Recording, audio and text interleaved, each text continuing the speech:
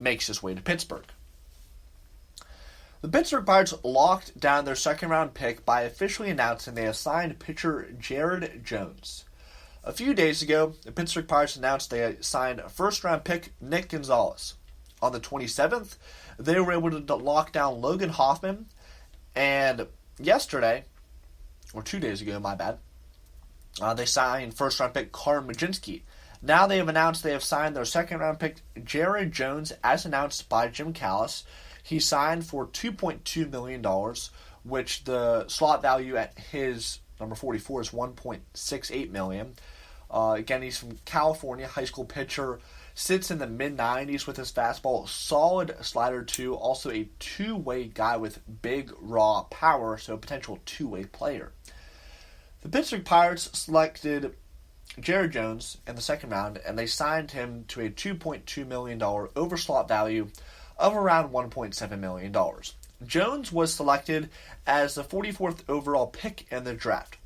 Jones is a right-handed pitcher out of La Mirada High School. Jones has a 3-pitch mix. Currently, that includes a fastball, slider, and changeup. MLB Pipeline gives his slider and fastball both average grades at 55 for his slider and 60 on his fastball. Jones can consistently throw the fastball into the mid to high 90s, usually sitting in the 96 to 97 mile per hour marks. He can also throw the pitch with a bit of movement. His slider sits in the low 80s, in the 80 to 82 mile per hour range. He can get a good amount of swings and misses with it, according to MLB Pipeline. Although it is the worst of his pitches, his changeup still is given an average grade of 50. Jones can throw it for about 85 to 88 miles per hour. While it's not his best pitch, it is a firm off-speed pitch and gives him a third pitch to his repertoire.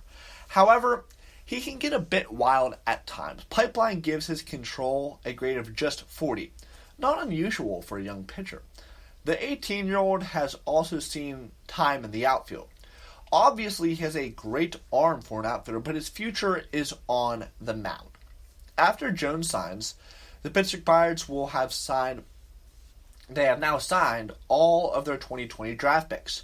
According to Fangraphs, Jones will become the Pittsburgh Pirates' 25th best prospect in their organization. And while he's only pegged at 25 right now, he is likely to climb those rankings. He is. And I am very excited that the Pirates were able to sign Jared Jones. And we all knew post-draft when we were doing the analysis that Jared Jones was going to be the toughest of the bunch to sign. There was no question about that. That Jared Jones was going to be the toughest guy to sign simply because, he's the Texas recruit and high school guy in the second round, and there's not a ton of money flowing in the draft. But Ben Cherington was able to do it, and the reason why, really I credit him for this, is taking Jack Hartman and Logan Hoffman in the latter rounds. They went with Nick Gonzalez at 7, no-brainer. Carm Majinski, great pick in the end of the first round. Then Jared Jones, another great pick, and Nick Garcia. Those are like the top 4 guys on their board, right?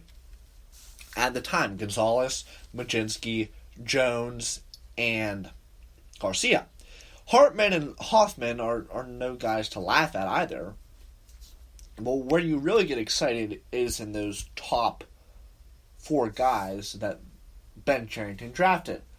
And I was so fired up when Jared Jones signed because he has a fantastic future ahead of him.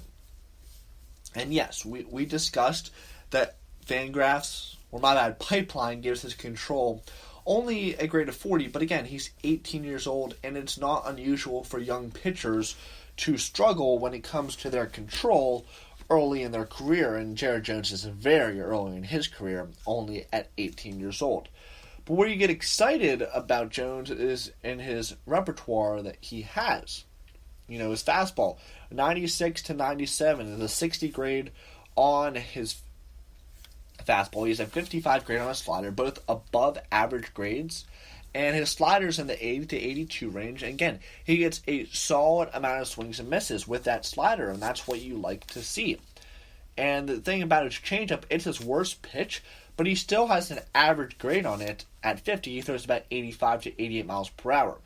It's not his best pitch, but again, it gives him that firm off-speed pitch and that third pitcher that you're looking for out of a starting pitcher. He'll probably, along the way, develop a curveball or some sort of fourth pitch to go with his fastball, slider, changeup repertoire. Generally, that's what you like to see at the major league levels, having a fourth pitch that you can command and control. But you can do well with those three pitches. And Jared Jones, I mean, his long-term future, if he wants to stick to those three, could be in the bullpen. But at the end of the day, he's got some solid pitches.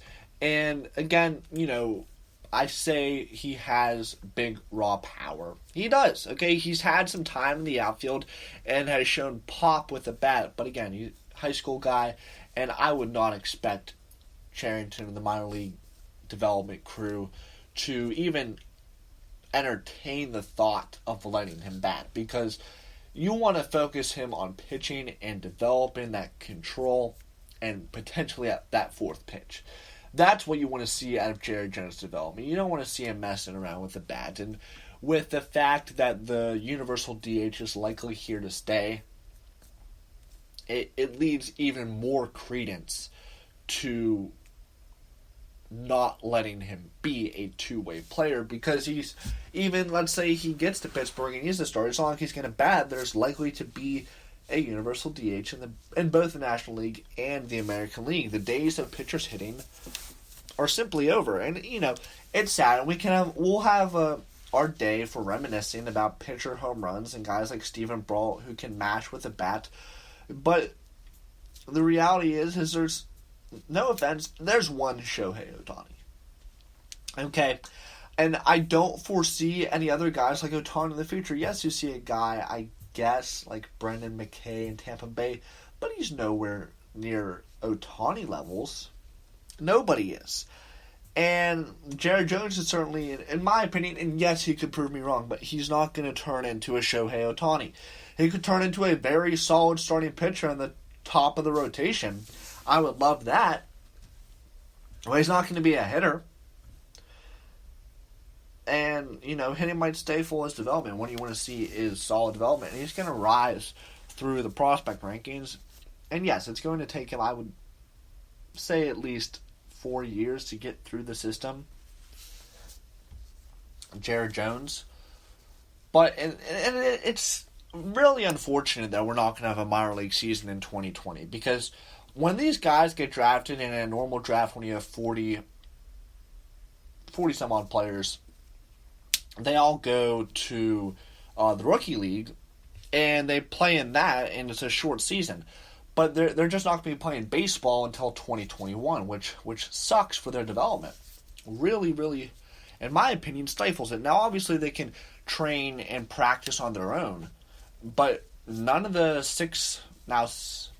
8 guys that the Pirates have added in the 2020 draft class are going to be in Altoona with the 20-man taxi squad that is training in Altoona, and eventually that number will go up to,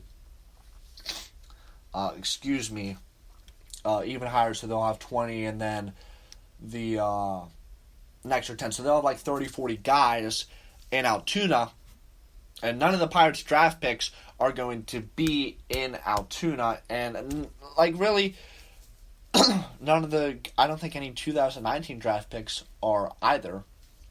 So a guy like Quinn Priester, another one that you don't want to see their development stifled, his is.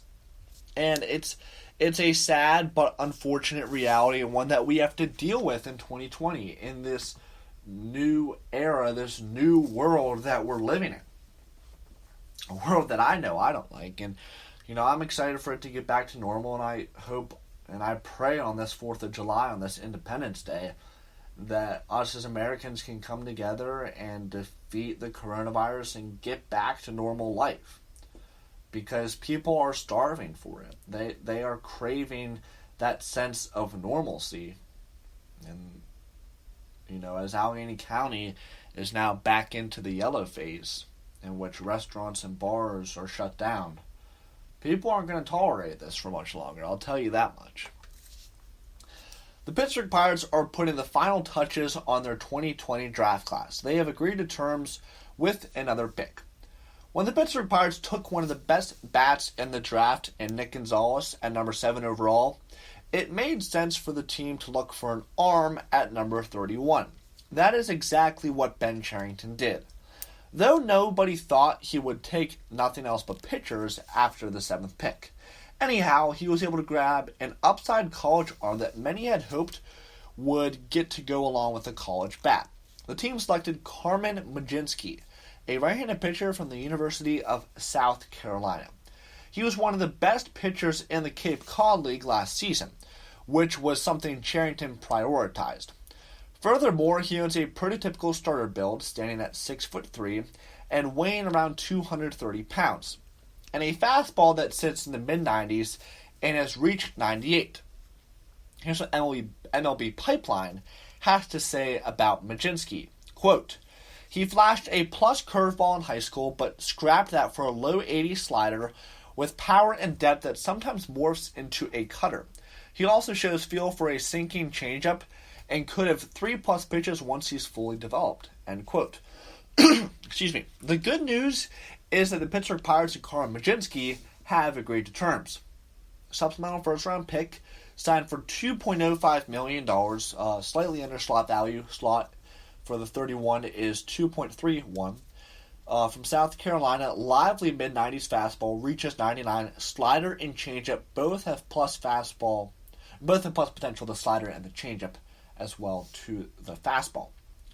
According to Jim Cowles of MLB Pipeline, Mlodzinski agreed to a deal slightly under his slot value. The 31st pick carried a value of $2,312,000, but they settled on a deal for $2,050,000, saving the team about $250,000 against the overall draft allotment. These savings were used towards second pick Jared Jones, who has also signed. Mlodzinski immediately enters the Pittsburgh Pirates minor league system as one of the top starting pitching prospects in the system. He will join former first-round picks Quinn Priester and Brennan Malone, along with rising prospect Tanaj Thomas, to create a real stockpile of arms. Hopefully, he is added to the 60-man roster and is able to start his development immediately this summer. And I guess if you want to take a look at some good news from the Edgar Santana suspension, is that he is not in the 60-man player pool. So there's 59 players, and there's a spot in Altoona waiting for Carmen Mlodzinski. And please, Ben Cherington, assign Mlodzinski to Altoona to start his development immediately. Immediately. And he could even start next season. It would be really, really aggressive to start him in Altoona. I would start him in Bradenton and move him to Altoona. But he needs to get working on his development right away against good talent right away and see what we've got in Carmen Mlodzinski. And you know what I'm really starting to like the more I think about it? Is this stockpile of arms that the Pirates are compiling for their rotation of the future. Quinn Priester, Brennan Malone, Tanaj Thomas. Now you throw in Carmen Mlodzinski, and Mitch Keller. You still have Jamison Tyne. You still have Joe Musgrove. You still have Chad Cole, Trevor Williams, Stephen Brault.